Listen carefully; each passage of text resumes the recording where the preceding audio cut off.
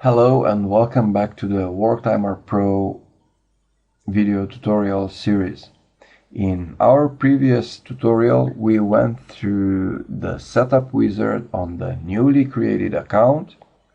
We created accounts for employee, supervisor, and the customer. We added a new project, and inside that project we created some tasks. We assigned one of those tasks to the employee, and also to the same employee we assigned a supervisor. Now let's go to the account and let's see what your employee screen looks like. In order to do that, we will go to the login URL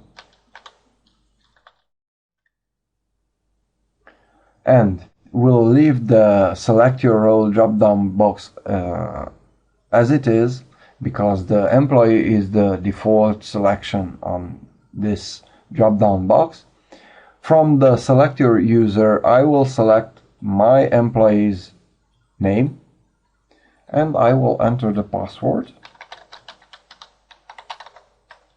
Hit the enter key and here I am on the main screen. On this screen, your employee can clock in when she arrives to work or when she actually starts to work. In order to do that, she will have to click on the clock in green button in the left of the screen, and from the next screen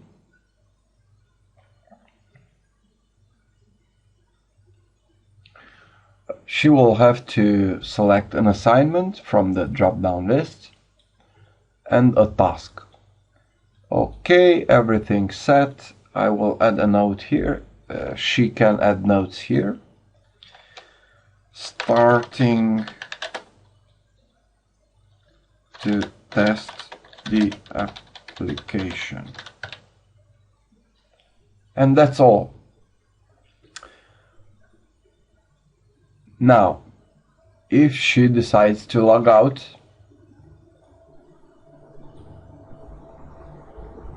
this is an alert message that says logging out does not clock you out. Are you sure you want to log out?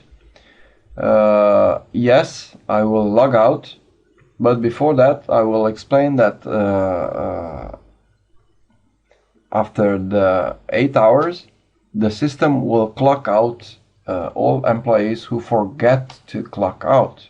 So even if she doesn't log back into the account to click on the clock out button, the system will clock her out after 8 hours of work. Before logging out, let's go and see what else we have here. On the settings page, the My Information area can be changed, can be completed. With address, state, zip code, home phone number, work phone number. Also in the same settings area, the employee can change his password. Also can change the email. And on the WorkTimer Pro menu, there is a request time off link. Now, if your worker request some time off for different reasons, as you can see, here is the drop down list in which she can select what is the reason for the request. For vacation, sick day, pay leave or other, here is the select date from when to start the days off or the time off. In this case I will select, let's say, 26, starting with 26. I will close this. I need a request time for other reason. I need 8 hours, and the reason is son's wedding.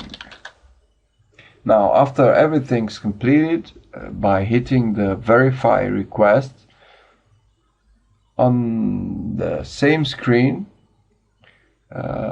you can review the reason, the hours allocation, and the date. And after you are sure that everything's okay, click the request time off button, and the data was saved successfully. Now, you as administrator will receive an email, an instant email regarding this request. You will have to log on to your account as administrator and to see what is the main reason, and you can accept it or refuse it. Basically, these are the things your employee will do on his account, using his account.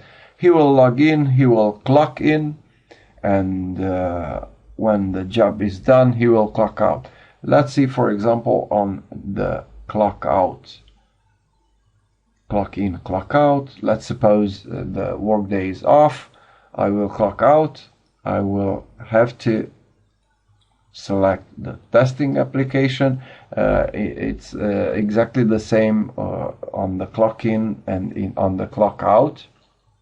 You have to select the assignment and the task, deploying and starting of test. Now, please remember that until you complete the notes area here, you can clock out. Therefore, this area is mainly for describing what have you done during the day. I will add here started test of application. A short explanation actually of what happened during the workday. Found some bugs related to install. Okay, and I will hit the clock out, and I will be redirected. The timesheet details have been updated, and I will be redirected to the clock in page, to the main page again.